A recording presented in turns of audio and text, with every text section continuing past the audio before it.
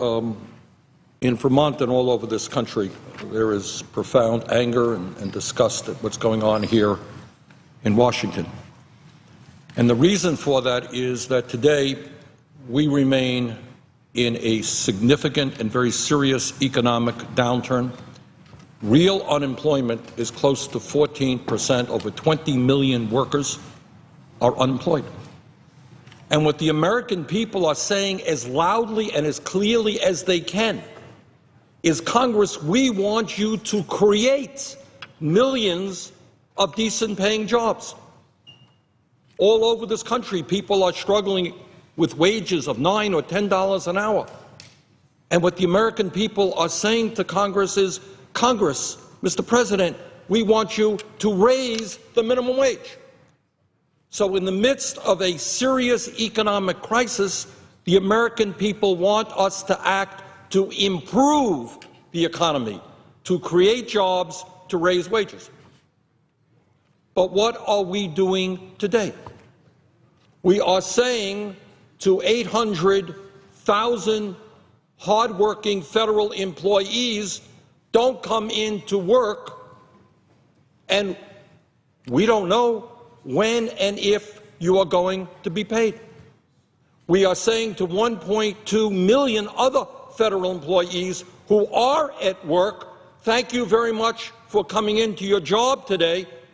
Thank you for your work as a Capitol Hill police officer or an FBI agent or somebody in the CIA or somebody working at Head Start or somebody delivering meals to low-income senior citizens. Thank you all very much for your work, but we don't know when and if you will be paid.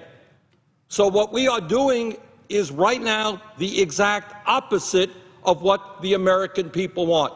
They want us to create jobs and raise wages, and what we are doing is saying to 2 million American workers, you're not getting paid.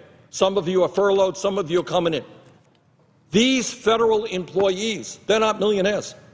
They are hard-working, middle-class Americans. They are struggling like everybody else in this country to pay their mortgages, to send their kids to college, to afford child care, to do the other things that middle-class families need to do. And we are putting all of them under extreme anxiety today. And in an unstable, volatile economy, that is not what we should be doing. But in addition to that, Mr. President, we are also having a very negative impact. This shutdown is having a very negative impact on the entire economy. The estimate is that we are losing about $10 billion a week as a result of the government shutdown, according to Goldman Sachs. If the government is shut down for 3 weeks, the economy will lose over $36 billion. Over $36 billion. Moody's has estimated that if the shutdown lasts 4 weeks, it will drain $55 billion from the economy. Does any sane person believe that when our economy today has so many problems, when we are just beginning to recover from the worst economic downturn since the Great Depression, when we were losing 700,000 jobs a month, when we're trying to get our feet on the ground economically, does anybody think it makes sense to not be paying over 2 million workers and to be losing billions and billions of dollars in the economy as a result of the shutdown? Mr. President, this is the start of the flu season. Every fall, the Centers for Disease Control closely monitors the spread of flu and directs vaccines to where they are needed the most. But because of the shutdown, the CDC is today unable to support the annual season influenza program. Does that make sense to anybody? We are endangering the health and the lives of millions of Americans because of the shutdown of the CDC. During the shutdown, the Food and Drug Administration is stopping most of its food safety operations. We have seen over the years outbreaks of salmonella and other types of food problems. Does anyone think it makes sense to shut down the FDA? Most of the Department of Labor is closed. Ironically, we are supposed to be receiving a report from the Department of Labor telling us what kind of unemployment rate we now have, but we can't get that because they're shut down. The WIC program, Women, Infants, and Children Nutrition Program, is being shut down.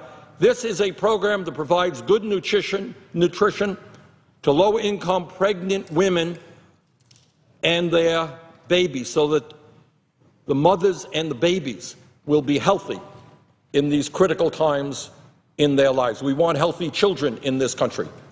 We don't want to see children die at birth. That's what the WIC program is about. Social security services are being delayed. In Burlington, Vermont, where I live, there was a rally just yesterday.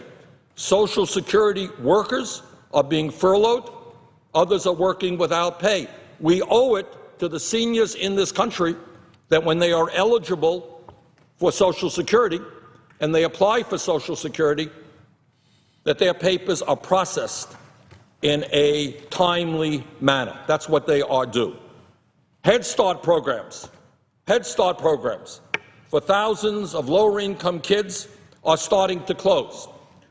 Today, Head Start provides education, health, nutrition, and other services to roughly 1 million children throughout our country. The Wall Street Journal reported yesterday of the impact the shutdown is already having.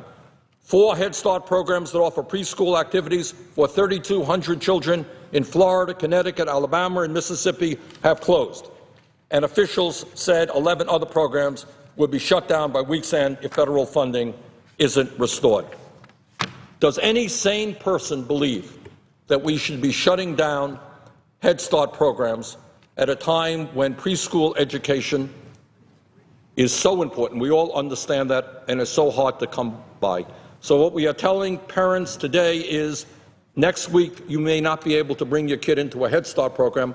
How does that impact your employment? What do you do with your kid? Does anybody around here care about that? Mr. President, let me conclude just simply by saying this. The United States is the only nation in the industrialized world that does not guarantee health care to all people. Today we have about 48 million people with no health insurance. Obamacare, to my mind, is not a solution to the problem, but it is a step forward.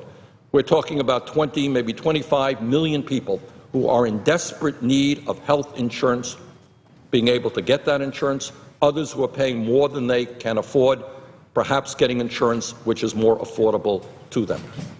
We should be going further in terms of health care. But for right-wing Republicans in the House of Representatives to be saying that we are going to keep this government shut down until we deny millions of people the health care based on legislation that we passed is inexcusable. It is not acceptable.